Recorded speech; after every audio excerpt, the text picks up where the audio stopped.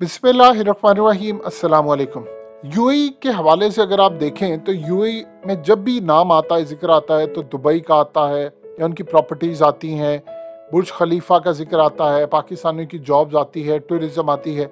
लेकिन अब सूरत हाल ये पैदा हो गई है, पिछले 15 दिनों में इमरान खान और यूएई के क्राउन प्रिंस की कई दफ़ा गुफ्तगू हो चुकी है और बार बार ऐसा होता है, कभी लाहौर के हमले के हवाले से कुछ हो रहा है, कभी बलूचिस्तान के हमले के हवाले से, कभी हौसी बागियों के हमले के हवाले से।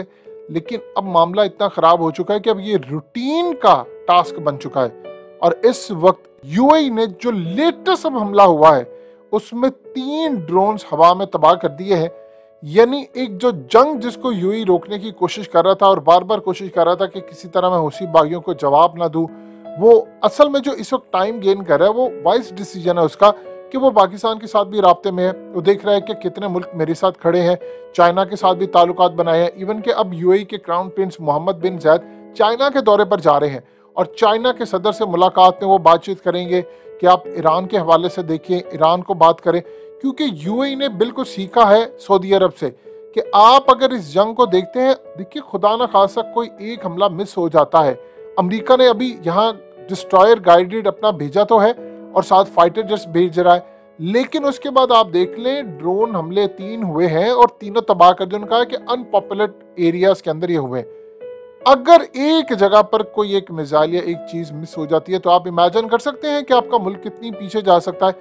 इस सूरत हाल के अंदर अमेरिका जो काम कर रहा है वो तो किराए की फौज के तौर पर आ रहा है, वो पूरी सिक्योरिटी टेक ओवर करने जा रहा है। लेकिन यहाँ पर अगर 2 ममालिक ऐसे हैं, या आप समझ लीजिए तीसरे को भी आप ऐड कर लें, जो इनको इस जंग से निजात दिलवा सकते हैं। इस वीडियो की अहम डिस्कशन चलती रहेगी, लेकिन इससे पहले आप वीडियो को लाइक करें, हकीकत टीवी को सब्सक्राइब कर लें और बेल आइकन पर जरूर क्लिक करें। उसमें नंबर 1 आता है पाकिस्तान, नंबर 2 है चाइना और नंबर 3 है रशिया।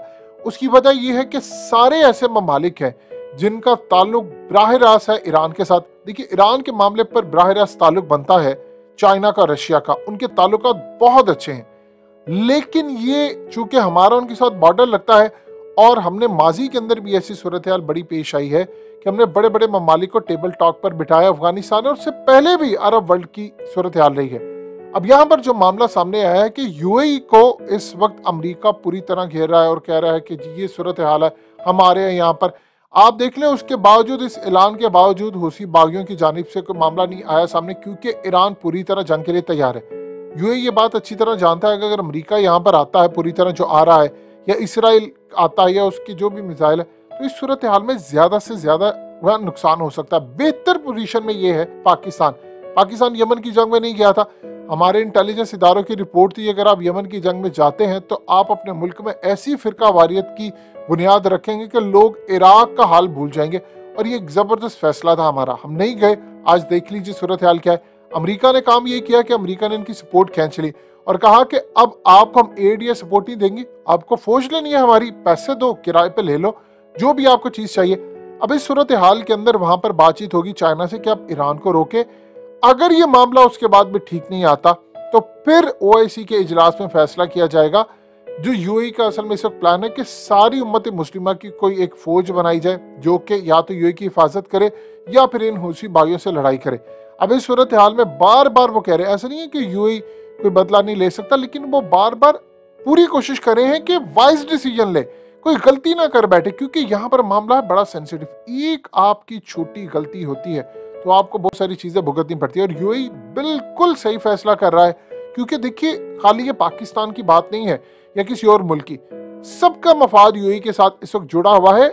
हमारा मुल्क और हमारे यहाँ पर आप देख लें कि पाकिस्तान के बेशुमार लोग यहाँ पर टैक्सी चलाते हैं और आम रूटीन के अंदर इस मुल्क के अंदर अगर आप जाते हैं, आप देखें कि जो पाकिस्तान के अंदर 30-35 हज़ार कमाता है, अगर वो यूएई के अंदर आकर ड्राइविंग लाइसेंस लेकर सिर्फ टैक्सी चला ले तो वो कम से कम 4 से 6 हज़ार दिरहम कमा सकता है। यानी अगर आप 17 घंटे काम कर ले या 16 घंटे काम करें तो आप ये 7 से 8 हज़ार दिरहम कमा सकते हो। जब से एक्सपो लगी है तो उनकी अर्निंग ज्यादा हो गई है जो मार्च तक चलनी है। उसके बाद आप जानते हैं कि गर्मी ज्यादा पड़ती है तो टूरिज्म का जो सीजन होता है थोड़ा कम हो जाता है, फिर अगस्त या अक्टूबर में शुरू होता है।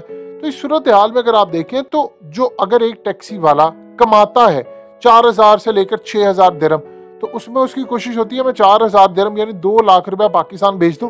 अब आप सोचें अगर एक घर से ये सूरत हाल सामने आती है तो उसके अलावा बाकी लोग यहाँ पर काम करते, कोई लेबर करता, कोई 1500 दिरहम लेता, 2000, तो कितना पैसा पाकिस्तान आता है। और पाकिस्तान सेकंड नंबर पर जो रेमिटेंस लेता है वो यूएई से लेता है। यानी आप सोच लें कि यहाँ पर अगर कोई सूरत हाल खराब होती है यूएई की, तो उसका डायरेक्टली असर आपकी इकोनॉमी पर पड़ता है। लिहाजा इस सूरत हाल में ये बात एयरफोर्स अच्छी तरह समझती है, ये पाकिस्तान की फौज समझती है कि अगर आपके रेमिटेंस कम होते हैं, चूंकि देखिए फौज में बहुत सारे इक्विपमेंट्स बाहर से लेने होते हैं, हम यहाँ भी बनाते हैं, उसके अलावा हमारी इंपोर्ट बहुत ज़्यादा है, तो इस सूरत हाल में अगर डॉलर ऊपर जाता है तो उसका अल्टीमेटली नुकसान हमें होता है। यानी हमारी करेंसी अगर डी वैल्यू होती है तो इस सूरत हाल में हमें काम ये करना है कि यूएई की स्टेबिलिटी और सऊदी अरब, ये दो ऐसे ममालिक हैं जहाँ से आपको सबसे ज़्यादा रेमिटेंस आता है, आपको यकीनी बनानी है। हमने सऊदी अरब को तो कमिटमेंट किया है, अब इमरान खान ने यूएई के क्राउन प्रिंस से बार बार बातचीत करते हैं और उनके ताल्लुकात बड़े अच्छे हैं और उन्होंने इनको कहा है कि हम आपको पूरी तरह सपोर्ट करने को तैयार है और ये पैगाम असल में दे भी दिया है कि हम ईरान के साथ नहीं खड़े। अब अगली जो सूरत हाल सामने आ रही है कि यूएई को पूरी तरह इमर्जिंग लीडर के तौर पर यहाँ पर आना है और अगर वो डायरेक्टली चाइना को बिठाते हैं, पाकिस्तान को बिठाते हैं, तो हम इनके मामला टेबल टॉक पर हल करवा सकते हैं। असल में ये चीज़ सऊदी अरब भी चाह रहा था, लेकिन अब जाहिर सी बात है अमेरिका है, वो कहता है कि नहीं ये ऐसा मामला नहीं है, यही चाहता है इनको दहशतगर्द डिक्लेयर किया जाए हुसी बागियों को, चूंकि पहले किया था ट्रंप ने, उसके बाद इन्होंने फैसला वापस लिया, फिर उसके बाद हम अगले मरहले पर जाएंगे। और एक चीज सिर्फ चाह रहा है इस वक्त सबसे ज्यादा जो खतरनाक है अमेरिका, वो चाहता है कि किसी तरह पाकिस्तान की एयरफोर्स, पाकिस्तान की फौज यहाँ पर ना आ जाए, और अगर ये आते हैं तो फिर मेरा बोरिया बिस्तरा गोल होता है। लेकिन अब चूंकि मोहम्मद बिन जैद जा रहे हैं बीजिंग ओलंपिक्स में, तो वहां पर जाकर वो डिमांड करेंगे कि हमें टेक्नोलॉजी चाहिए, हमें चीजें चाहिए। आप जानते हैं कि यूएई के अंदर बहुत बड़ा हब जो है वो चाइनीज इन्वेस्टर भी है, उन्होंने कमिटमेंट दी हुई है कि हम यहाँ पर इन्वेस्ट करेंगे, हम यहाँ पर ऑफिसेज बनाएंगे, 5G टेक्नोलॉजी और जो एडवांस टेक्नोलॉजी है, चाहे वो टेलीकम्युनिकेशन के हवाले से हो या मिलिट्री हार्डवेयर के हवाले से हो, हम सारी प्रोवाइड करेंगे। अब वहां पर बातचीत होगी। यूएई अभी तक बिल्कुल ठीक काम कर रहा है, अभी तक उन्होंने कोई स्ट्राइक या कोई चीज नहीं की।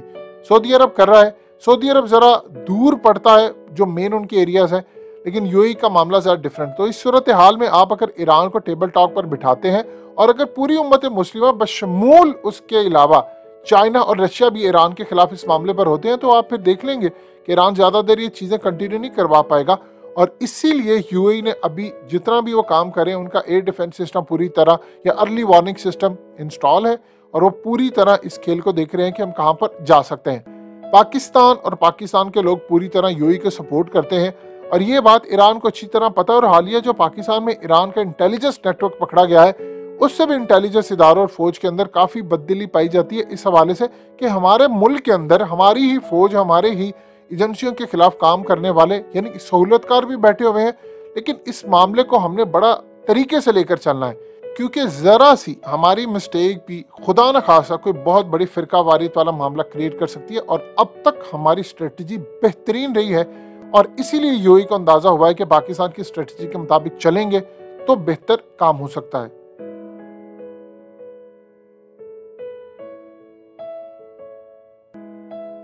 हकीकत टीवी को सब्सक्राइब करना मत भूलें, वीडियो को लाइक करें, शेयर करें और कमेंट सेक्शन में अपनी राय का इजहार ज़रूर करें।